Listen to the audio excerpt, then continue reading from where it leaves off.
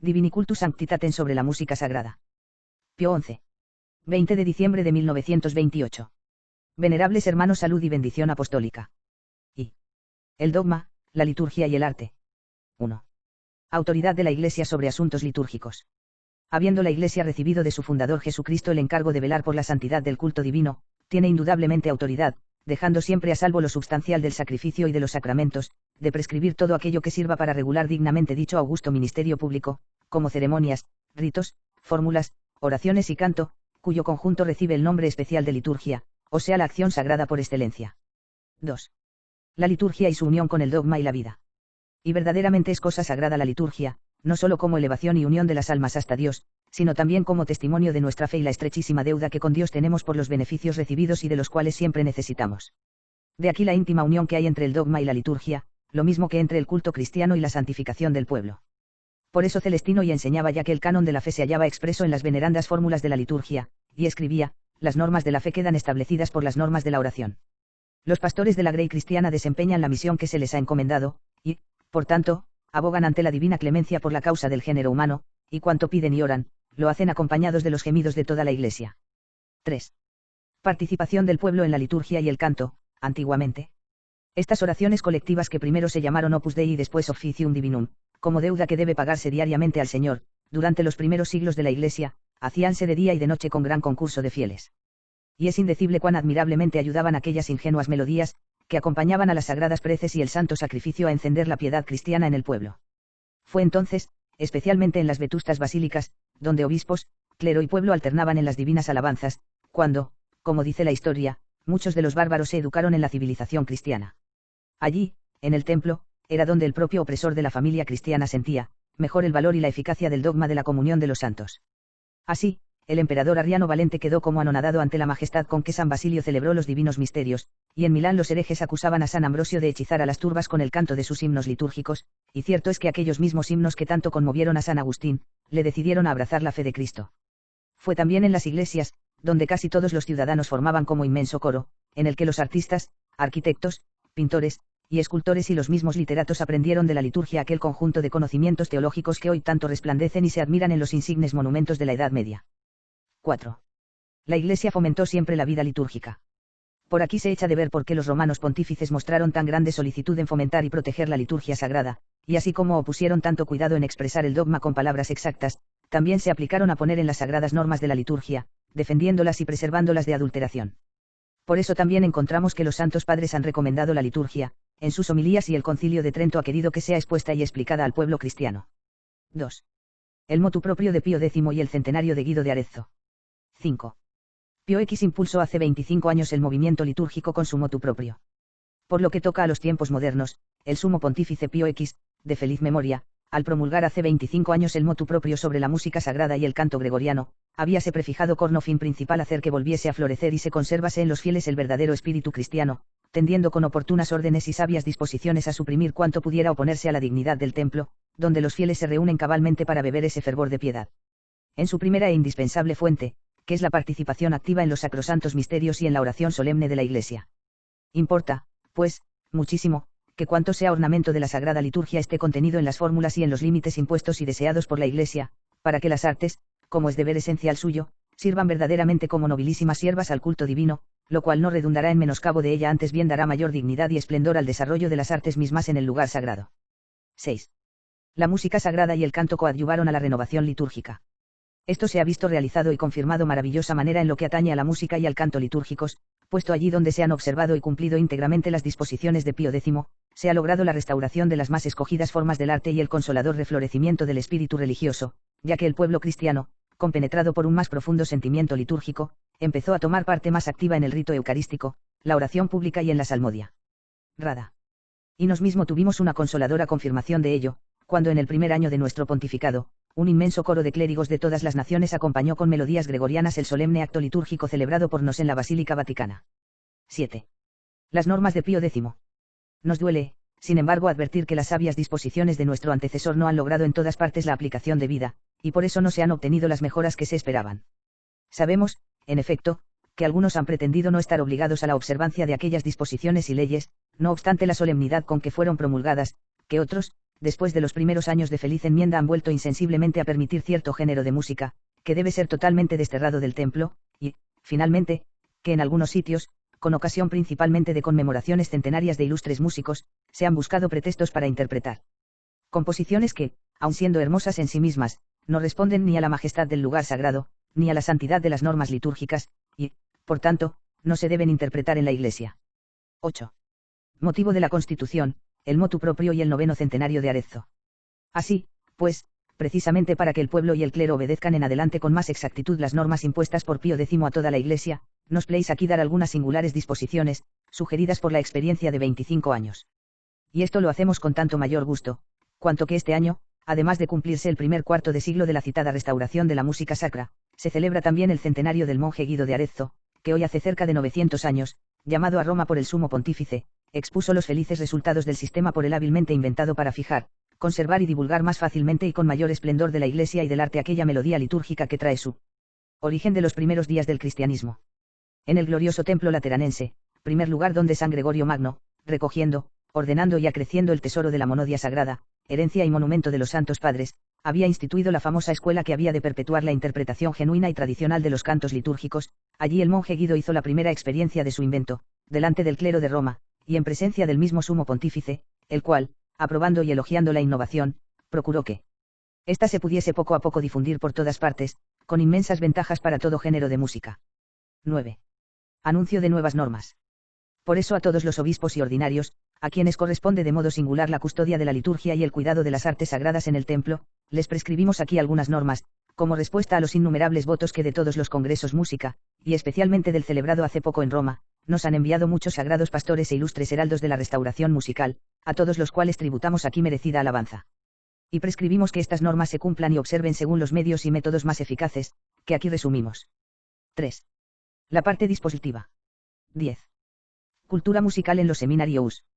Quienes quiera deseen iniciarse en el ministerio sacerdotal, no solo en los seminarios, sino también en las casas religiosas, sean instruidos en el canto gregoriano y en la música sagrada, desde los primeros años de su juventud, a fin de que en tal edad puedan más fácilmente aprender cuanto se refiere al canto y a la melodía, y además les sea menos dificultoso suprimir o modificar defectos naturales, si por casualidad los padecen, los cuales sería imposible remediar después, en edad más adulta.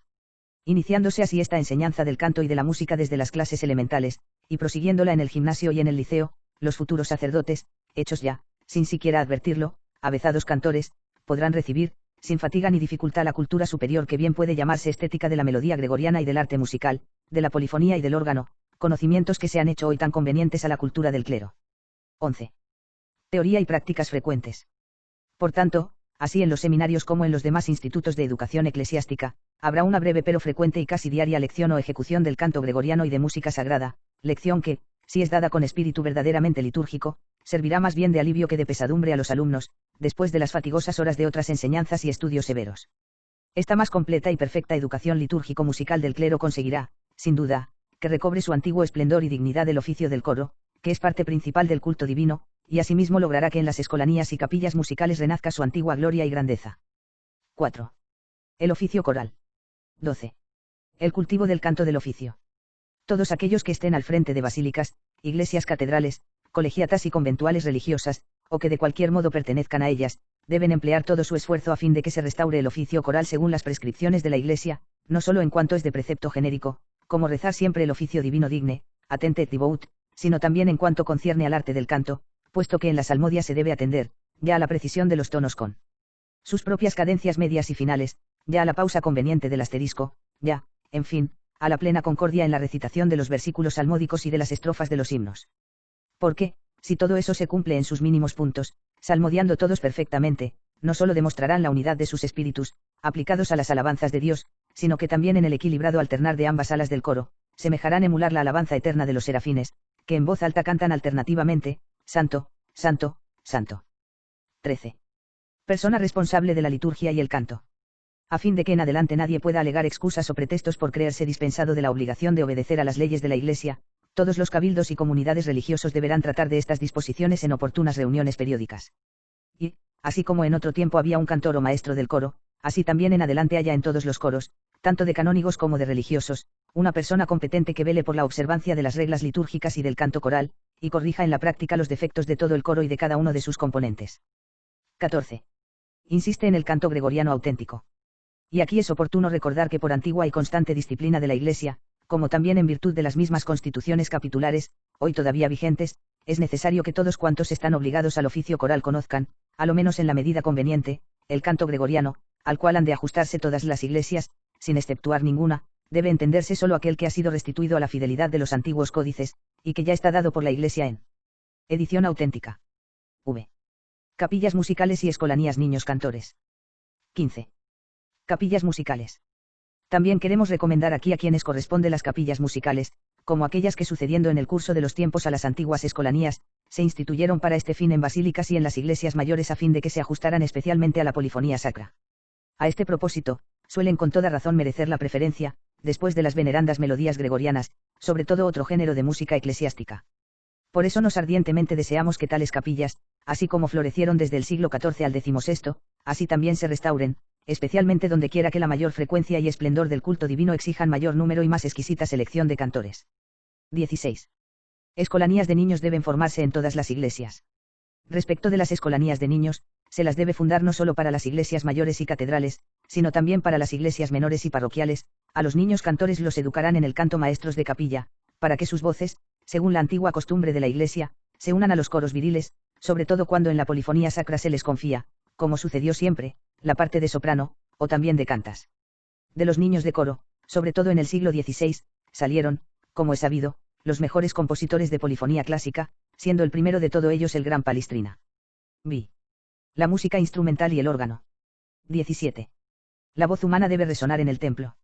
Y porque sabemos que en alguna región se intenta fomentar de nuevo un género de música, no del todo sagrada a causa especialmente del inmoderado uso de los instrumentos, nos creemos aquí en el deber de afirmar que no es el canto con acompañamiento de instrumentos el ideal de la Iglesia, pues antes que el instrumento es la voz viva la que debe resonar en el templo, la voz del clero, la de los cantores del pueblo.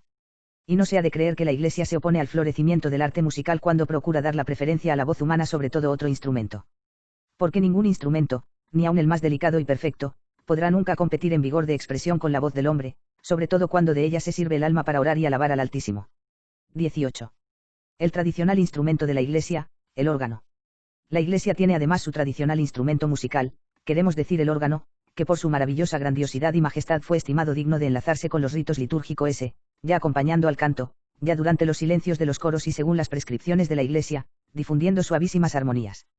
Pero también en esto hay que evitar esa mezcla de lo sagrado y de lo profano, que a causa por un lado de modificaciones introducidas por los constructores, y por otro lado de audacias musicales de algunos organistas, va amenazando la pureza de la santa misión que el órgano está destinado a realizar en la Iglesia. 19. Peligros del modernismo musical. También nos deseamos que, salvas siempre las normas litúrgicas, se desarrolle cada día más, y reciba nuevos perfeccionamientos cuanto se refiere al órgano. Pero no podemos dejar de lamentarnos de que, así como acontecía en otros tiempos con géneros de música que la Iglesia con razón reprobó, así también hoy se intente con modernísimas formas volver a introducir en el templo el espíritu de disipación y de mundanidad. Si tales formas comenzasen nuevamente a infiltrarse, la Iglesia no tardaría un punto en condenarlas. Vuelvan a resonar en los templos solo aquellos acentos del órgano que están en armonía con la majestad del lugar y con el santo perfume de los ritos. Solamente así el arte del órgano volverá a hallar su camino y su nuevo esplendor, con ventaja verdadera de la liturgia sagrada. 7. La participación del pueblo. 20. El pueblo de espectador debe pasar a parte activa en el canto litúrgico. A fin de que los fieles tomen parte más activa en el culto divino, renuévese para el pueblo el uso del canto gregoriano, en lo que al pueblo toca.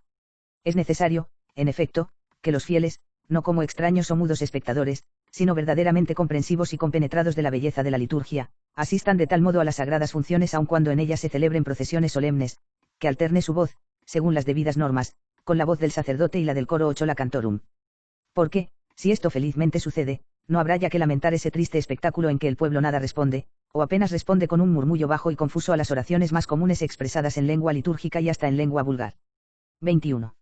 Enseñanza general de la música litúrgica. X. Aplíquense activamente uno y otro clero, con la guía y tras del ejemplo de los obispos y ordinarios, a fomentar, o directamente, o por medio de personas entendidas, esta enseñanza litúrgico-musical del pueblo, como cosa que está tan estrechamente unida con primera doctrina cristiana.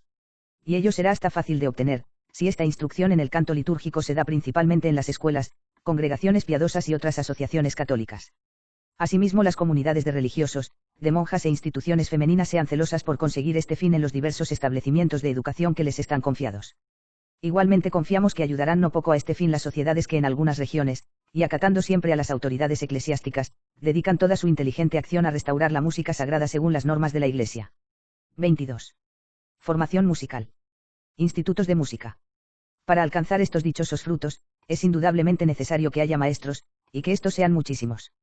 A este propósito, no podemos dejar de tributar las debidas alabanzas a aquellas cholas e institutos de música fundados en muchas partes del mundo católico, pues, enseñando con todo esmero y diligencia las musicales disciplinas, forman sabios y meritísimos maestros. Pero de manera especialísima nos queremos aquí recordar y alabar a la Escuela Superior de Música Sacra, institución fundada por Pío X en Roma el año 1910. Esta escuela, que nuestro inmediato antecesor Benedicto XV fervorosamente protegió, a la cual donó un nuevo y decoroso domicilio, también ha merecido que nos le otorgásemos nuestro especial favor, como a preciosa herencia que nos han dejado dos papas, y por eso la recomendamos calurosamente a todos los ordinarios del mundo. 23. Música sagrada maravillosa del pasado y vida interior. Bien sabemos cuánta inteligencia y trabajo requiere todo lo que arriba hemos ordenado. Pero ¿quién no conoce las insignes obras maestras que, sin arredrarse por dificultad alguna, dejaron a la posteridad nuestros predecesores, y eso cabalmente porque estaban compenetrados del fervor de la piedad y encendidos del espíritu litúrgico? Y esto no es de maravillar, pues todo lo que emana de la vida interior de la Iglesia trasciende a los más perfectos ideales de esta vida terrena. La dificultad, pues, de esta santísima empresa, en vez de abatir, debe más bien excitar y elevar los ánimos de los sagrados pastores. Todos los cuales, secundando concorde y constantemente nuestra voluntad, prestarán al Obispo Supremo una cooperación dignísima a su episcopal ministerio. 24. Decreto. Todo lo cual nos lo proclamamos, declaramos y sancionamos, decretando que esta Constitución apostólica sea y permanezca siendo siempre de pleno valor y eficacia, obtenga su efecto pleno, sin que obste nada en contrario. A nadie, pues, le sea lícito quebrantar esta Constitución por nos promulgada, ni contradecirla con temeraria audacia. Dado en San Pedro de Roma, en el 50º aniversario de nuestro sacerdocio, día 20 de diciembre de 1928, séptimo de nuestro pontificado. Pío Papa XI.